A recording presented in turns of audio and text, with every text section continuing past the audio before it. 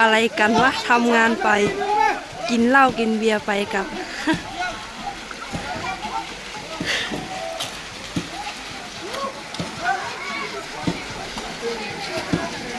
นี่เด้อพี่น้องวันนี้น้องพลอยก็ได้มาเฮ็ดทางเนาะวันนี้ฝนกระตกพี่น้องเลยมืดฝนมาแล้วตรงนี้ตัวเจยุ่งเยอะแบบนี้เที่ยงเอ้ยมาน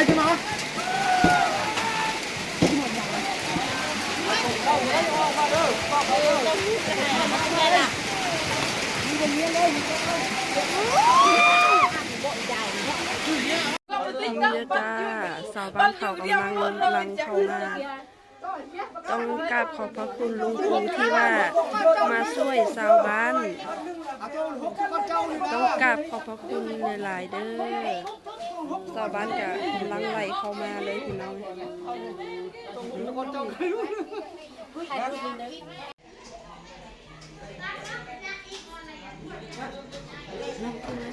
อ๋อแล้วเนี่ยพี่น้องหลังจากที่น้องพลอยแสดงละครแล้วก็มาเบิ่งอันขึ้นห้องเพลงเนาะโทษที่อัน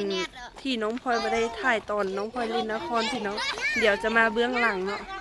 มาเบิ่งเบื้องหลังอยากเตรียมที่จะซ้อมที่ห้องเพลงแล้วพี่น้องอันนี้ก็จะเป็นพระเอกที่แสดงละครกับน้องพลอยเนาะบรรยากาศงามแรงพี่น้องเลยโทษที่น้องพลอยบ่ได้ถ่ายตอนที่น้องพลอยเล่นละครเนาะเพราะว่าบ่มีผู้ใดจับกล้องให้น้องพลอย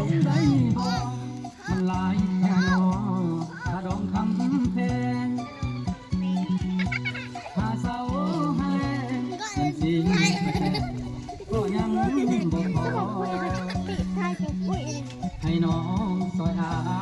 ยซอยไปว่าโอ้นำเนี่ยพอว่าไอ้นี่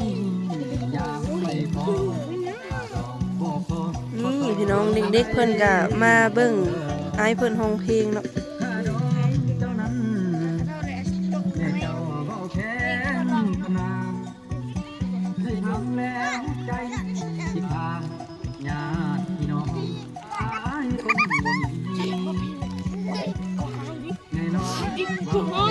คุณไปยุ่งจนไอ้นี่จนน้ำตาไหลตามไว้พอต่อลงได้บ่ได้สำเร็จตอนนี้บ่ลงม่วนขนาดเลยพี่น้องเพลงเพื่อนนะวันนี้น้องพลอยก็ได้มาเป็นนางเอกอีก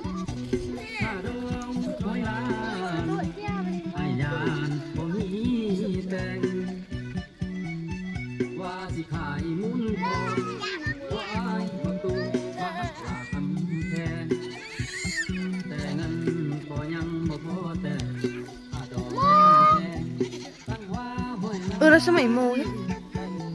มีโมกันแล้วล่ะ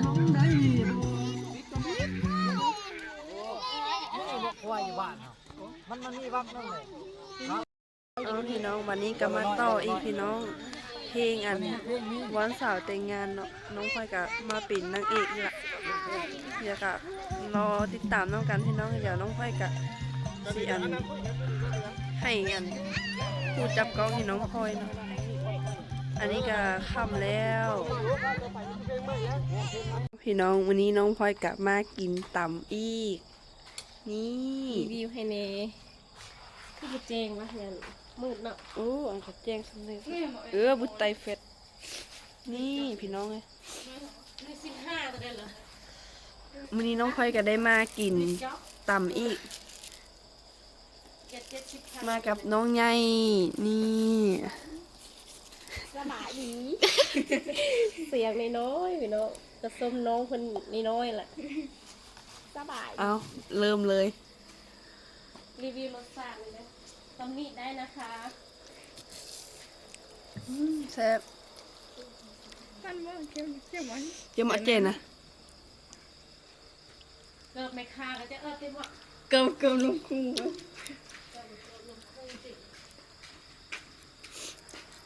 พี่น้องอันนี้ตีนไก่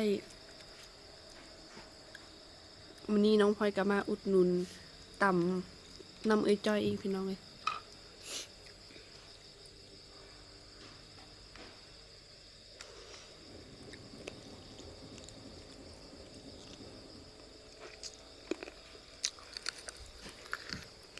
อ่ะซิม ต่อการเรื่อง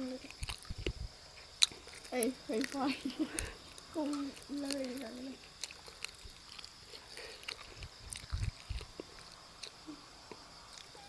ทางนี้เลยถ่ายคลิปอะไร ผมเป็นน้ำอันตราย